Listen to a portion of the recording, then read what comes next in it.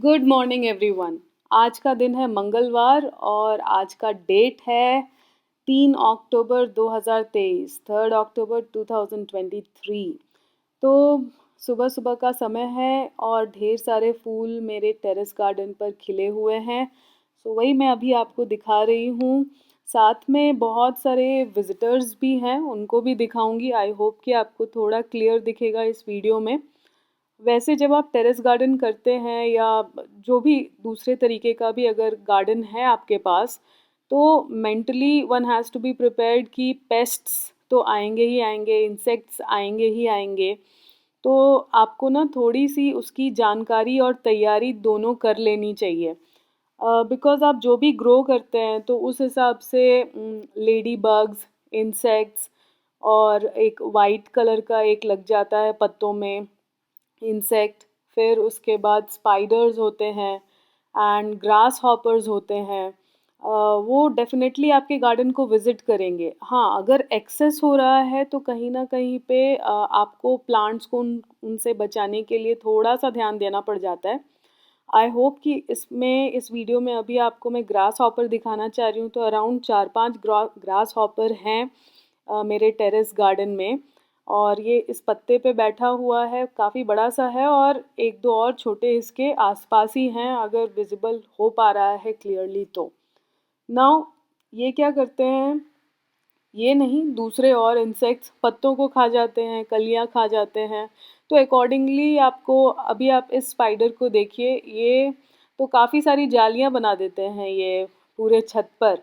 तो मतलब आज यहाँ है कल वहाँ, तो इसकी प्लेसमेंट में मैं चेक करते रहती हूँ। इसको भगाया नहीं है मैंने, let it stay, no problem.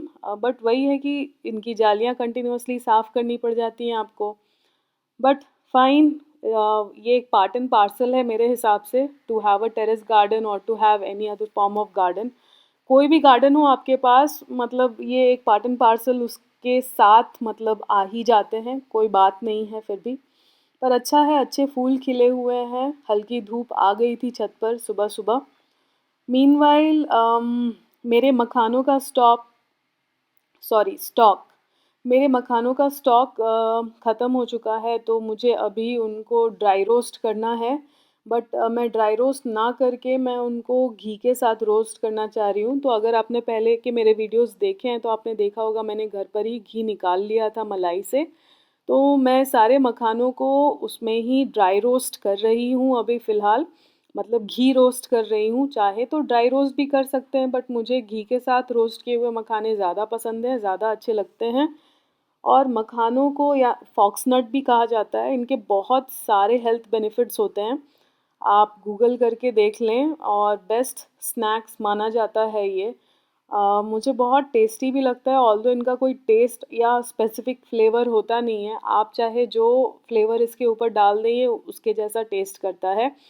तो मैं इसको ऐसे ही घी रोस्ट कर लेती हूँ, और हमेशा स्नैकिंग के रूप में अगर मुझे भूख लगती है तो मैं घी रोस्टेड फॉक्स नट्स खाते रहती हूँ। आज मैंने और सब्जी में बनाया है कुंदरू। तो मैंने कुंदरू कट करके रख लिए थे और इनको ही आज फ्राई करने वाली हूँ। तो आज का मील होगा कुंदरू, दाल चावल।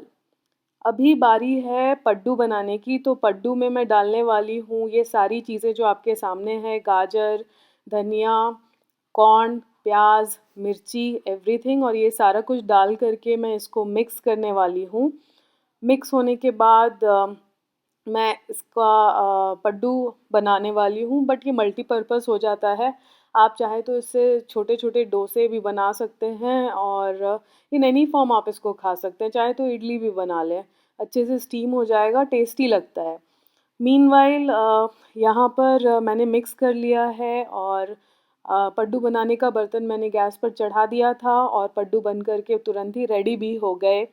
और यमी पड्डू मैं खाने के लिए रेडी हूँ। सॉस के साथ थोड़ी कलाकारी करने की कोशिश की, बट वो थोड़ा अलग ही तरीके से निकल कर प्लेट पर आ गया। खैर कोई बात नहीं। अब हम चल रहे हैं ऊपर की बालकनी में।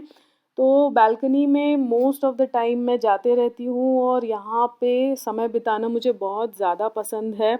अपने साथ थोड़ा समय बिताना, चीज़ों को समझना, अकेले बैठना, शांत होकर के बैठना, थोड़ा मी टाइम एन्जॉय करना, मुझे यहाँ पे बहुत सुकून और अच्छा लगता है, पीसफुल लगता है। घर में हर किसी के घर में आई होप एक ना एक हिस्सा ऐसा होता है जो उसको बहुत ज़्यादा पसंद आता है।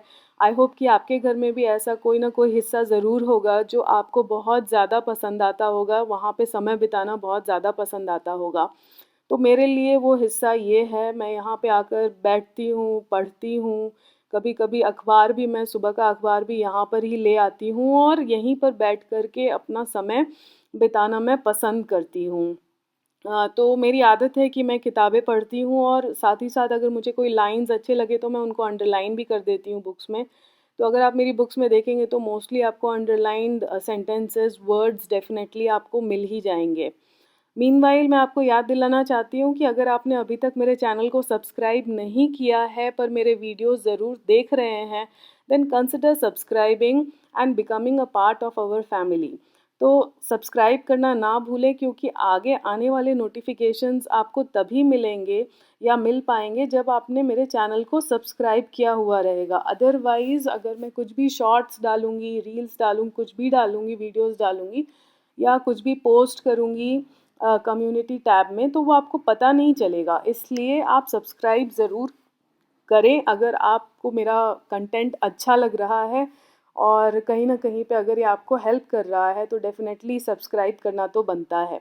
और जिन्होंने ऑलरेडी सब्सक्राइब कर लिया है और मेरे वीडियोज़ को लाइक करते हैं उन सभी को दिल से थैंक यू। उन सभी को बार-बार thank you so much for trusting me always and believing in my ability that I will deliver good content. Thank you so much all of you. खैर आगे बढ़ते हैं। आज मैं आपको दिखाने वाली हूँ अपना ऑफ़िस भी। तो वो मेरा सेकंड डेस्टिनेशन होता है यहाँ से, मतलब मोस्ट ऑफ़ द टाइम मैं यहाँ पर आपको पाई जाऊँगी अपने घर में, अदरवाइज़ मेरे ऑफ़िस में। तो ये है मेरा ऑफ़िस, यहीं से बैठ कर के मैं अपना सारा काम, चाहे वीडियोज़ बनाने का हो, एडिटिंग का हो, या कि मोस्ट ऑफ़ यू नो कि मैं टीचर हूँ बाय प्रोफ़ेशन। तो जो भी मेरे ऑनलाइन क्लासेस होते हैं या जो भी मेरा स्केड्यूल होता है पूरे दिन भर का, वो मैं यहीं से कंडक्ट करती हूँ। तो ये मेरा एक स्पेसिफ़िक रूम है जो मैंने डिज़ाइन करवाया है अपने विला में, ख़ासकर अपने लिए, ताकि मुझे यहाँ पे किसी भी तरीके की कोई भी डिस्टर्बेंस नहीं हो और मैं अपना सारा काम शांति से बैठकर, आराम से बैठकर यहाँ पर कर सकूँ। नाउ आप सभी को पता ही होगा कि कोरोना के बाद most of the people they started working from home. तो कोरोना के बाद कुछ ऐसा हुआ कि आधे से ज़्यादा लोग, बहुत सारे लोग घर से ही काम करने लग गए।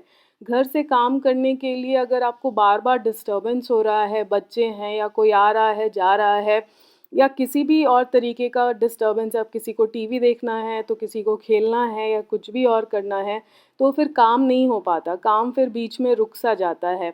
तो कहीं न कहीं पे आपको एक स्पेसिफ़िक रूम, कमरा या कॉर्नर चाहिए होता है जहाँ पर कि आप पीसफुली बैठ कर के अपने दिन का काम या जो भी आपका काम है, वो आप वहाँ से बैठ कर के आराम से कर सकें।